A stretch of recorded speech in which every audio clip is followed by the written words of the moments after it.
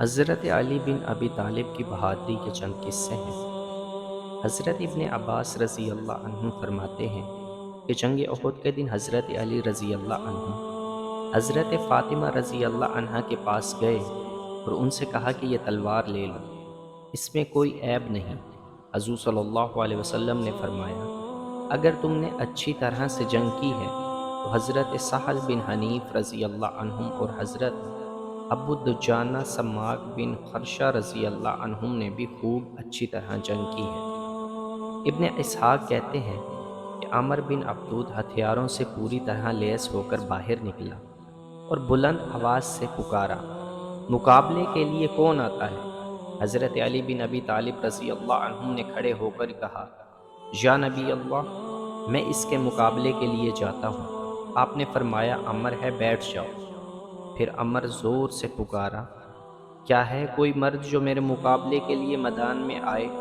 اور مسلمانوں کو ملامت کرتے ہوئے کہنے لگا، کہاں گئی تمہاری وہ جنت جس کے بارے میں تم لوگ یہ کہتے ہو کہ تم میں سے جو مارا جاتا ہے وہ اس جنت میں داخل ہو جاتا ہے؟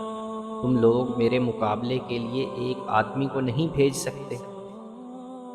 حضرت علی رضی اللہ عنہم نے پھر کھڑے ہو کر کہا، یا رسول اللہ صلی اللہ علیہ وسلم، میں جاتا ہوں۔ آپ نے فرمایا، عمر ہے، تم بیٹھ جاؤ۔ عمر نے تیسری مرتبہ پھر بلند آواز سے مقابلے کے لیے آنے کی دعوت دی اور راوی نے اس کے اشعار کا بھی تذکرہ کیا۔ پھر حضرت علی رضی اللہ عنہ نے کھڑے ہو کر کہا، یا رسول اللہ صلی اللہ علیہ وسلم، میں جاتا ہوں۔ آپ نے فرمایا، یہ عمر ہے۔ حضرت علی رضی اللہ عنہ نے کہا، چاہے عمر ہو، میں جانے کو تیار ہوں۔ چنانچہ حضور صلی اللہ علیہ وسلم نے ان کو اجازت دے دی۔ وہ اشعار پڑھتے ہوئے اس کی طرف چلے، جن کا ترجمہ یہ ہے، ہرگز جلدی نہ کرو، کیونکہ تیری آواز کا جواب دینے والا آ گیا ہے جو عاجز نہیں ہے۔ یہ آنے والا سوچ سمجھ کر اور پکے ارادے کے ساتھ آیا ہے۔ یہ بات میں تم سے سچی کہہ رہا ہوں، کیونکہ سچ ہی ہر کامیاب ہونے والے کے لیے نجات کا ذریعہ ہے۔ مجھے پوری امید ہے کہ مردوں پر نوحہ کرنے والوں کو میں تیرے اوپر نوحہ کرنے کے لیے کھڑا کر دوں گا۔ میں تجھے تلوار کی ایسی لمبی چوڑی ضرب لگاؤں گا جس کا تذکرہ بڑی بڑی لڑائیوں میں بھی باقی رہے گا۔ عمر نے حضرت علی رضی اللہ عنہ سے پوچھا، تم کون ہو؟ انہوں نے کہا، میں علی ہوں۔ عمر نے کہا، کیا تم عبد مناف، یہ ابو طالب کا نام ہے، کہ بیٹے ہوں؟ انہوں نے کہا، ہاں، میں علی بن ابی طالب رضی اللہ عنہ ہوں۔ عمر نے کہا، اے میرے بھتیجے، میں چاہتا ہوں کہ میرے مقابلے کے لیے تمہاری جگہ تمہارے چچاؤں میں سے کوئی آئے جو عمر میں تم سے بڑا ہو، کیونکہ مجھے تمہارا خون بہانا پسند نہیں۔ حضرت علی رضی اللہ عنہ نے کہا، لیکن اللہ کی قسم، میں تمہارے خون بہانے کو برا نہیں سمجھتا۔ وہ غضبناک ہو کر اپنے گھوڑے سے نیچے اترا اور اپنی تلوار سونت لی۔ وہ تلوار آگ کے شعلے کی طرح چمکدار تھی۔ پھر وہ غصے میں بھرا ہوا حضرت علی رضی اللہ عنہ کی طرف بڑھا۔ حضرت علی رضی اللہ عنہ کھال والی ڈھال لے کر اس کے سامنے آئے۔ عمر نے حضرت علی رضی اللہ عنہ کی ڈھال پر تلوار کا ایسا زوردار وار کیا کہ تلوار ڈھال کو کاٹ کر ان کے سر تک جا پہنچی، جس سے سر زخمی ہو گیا۔ حضرت علی رضی اللہ عنہ نے اس کے کندھے پر اس زور سے تلوار ماری جس سے وہ زمین پر گر گیا اور اس کے گرنے سے بہت سا غبار اڑا، اور حضور اقدس صلی اللہ علیہ وسلم نے زور سے اللہ اکبر کہنے کی آواز سنی، جس سے ہم لوگ سمجھ گئے کہ حضرت علی نے عمر کو قتل کر دیا ہے۔ اس وقت حضرت علی رضی اللہ عنہ یہ اشعار پڑھ رہے تھے، جن کا ترجمہ ہے، کیا گھوڑ سواروں اچانک مجھ پر حملہ کر دیں گے؟ اے میرے ساتھیوں، تم سب کو مجھ سے اور مجھ پر اچانک حملہ کرنے والوں سے پیچھے ہٹا دو، میں اکیلا ہی ان سے نمٹ لوں گا۔ میدان جنگ میں مجھے جو غصہ آتا ہے، اس نے آج مجھے جاگنے سے روکا ہوا ہے، اور اس تلوار نے روکا ہے جس کا وار سر کاٹ کر آتا ہے اور خطا نہیں ہوتی۔ اور پھر یہ اشعار پڑھے، اس نے اپنی احمقانہ رائے سے پتھروں کی عبادت کی، اور میں نے اپنی درست رائے سے محمد صلی اللہ علیہ وسلم کے رب کی عبادت کی۔ جب میں اس کا کام تمام کر کے واپس آیا تو وہ زمین پر ایسے پڑا ہوا تھا جیسے کھجور کا تنا سخت زمین اور ٹیلوں کے درمیان پڑا ہو۔ میں نے اس کے کپڑے نہیں لیے اور یوں میں پاک دامن رہا، اور اگر میں مر جاتا تو وہ میرے کپڑے چھین لیتا۔ اے کافروں کی جماعتوں، یہ خیال ہرگز نہ کرنا کہ اللہ تعالیٰ نے اپنے دین کی اور اپنے نبی صلی اللہ علیہ وسلم کی مدد چھوڑ دی۔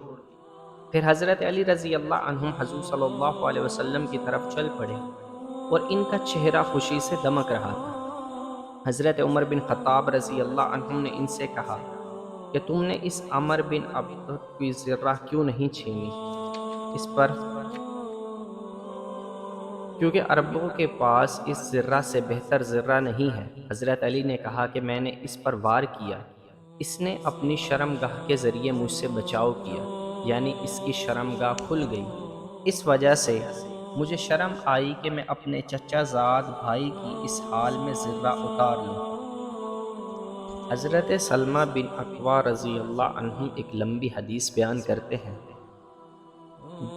جس میں وہ غزوہ بنو فزارہ سے واپسی کا تذکرہ کرتے ہیں اور فرماتے ہیں کہ واپس آ کر ابھی ہم لوگ 3 دن ٹھہرے ہی تھے کہ ہم لوگ خیبر کی طرف نکل پڑے، اور حضرت عامر رضی اللہ عنہ بھی اس غزوہ میں گئے تھے، اور وہ یہ اشعار پڑھتے جاتے تھے جن کا ترجمہ ہے: اللہ کی قسم اگر آپ نہ ہوتے، یعنی آپ کا فضل نہ ہوتا تو ہم ہدایت نہ پاتے اور صدقہ نہ کرتے اور نماز نہ پڑھتے۔ ہم تیرے فضل سے بے نیاز نہیں ہیں، تو ہم پر سکینہ اور اطمینان کو نازل فرما، اور جب ہم دشمن سے مقابلہ کریں تو تو ہمیں ثابت قدم رکھ۔ اس پر آپ نے پوچھا کہ یہ اشعار پڑھنے والا کون ہے؟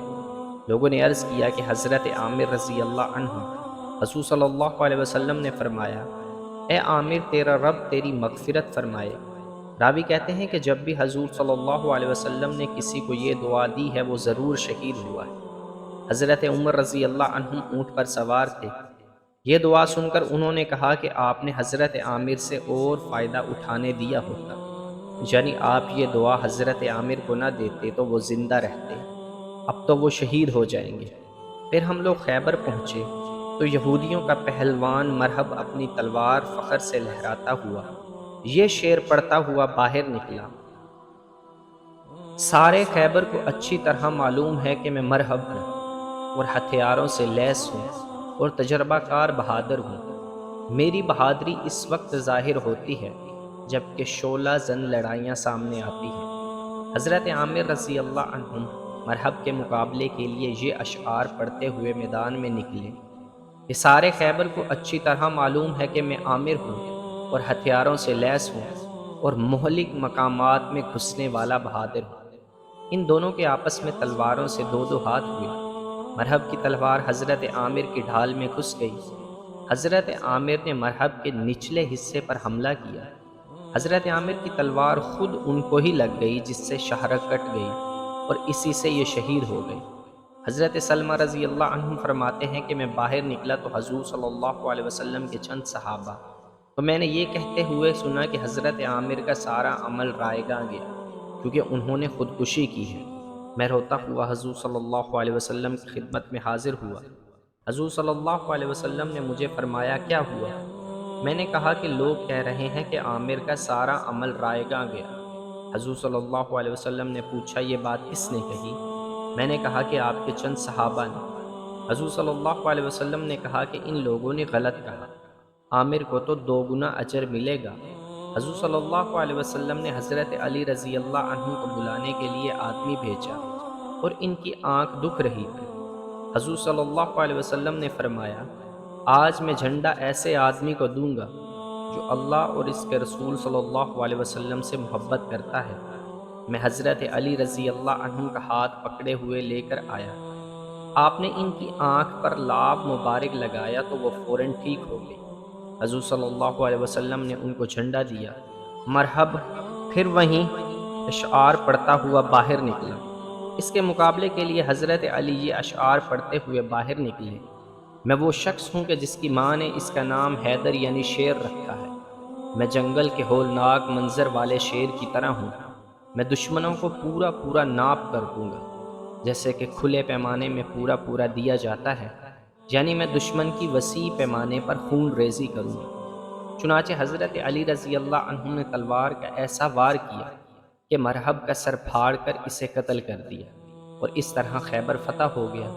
اس روایت میں اسی طرح آیا ہے کہ ملعون مرہب یہودی کو جب حضرت علی رضی اللہ عنہ نے ہی قتل کیا ہے، اور ایسے ہی امام احمد نے حضرت علی رضی اللہ عنہ سے روایت نقل کی ہے کہ مرہب کو قتل کرنے والے حضرت محمد بن مسلمہ رضی اللہ عنہ ہیں، اور اسی طرح محمد بن اسحاق نے اور واقدی نے حضرت جابر رضی اللہ عنہ وغیرہ حضرات سے نقل کیا ہے۔ حضرت جابر رضی اللہ عنہ فرماتے ہیں کہ حضرت علی رضی اللہ عنہ نے خیبر کے دن قلعے کا دروازہ اٹھا لیا۔ مسلمان اس کے اوپر چڑھ کر قلعے کے اندر چلے گئے اور اس طرح اس کو فتح کر لیا۔ بعد میں لوگوں نے تجربہ کیا تو 40 آدمی اسے نہ اٹھا سکے۔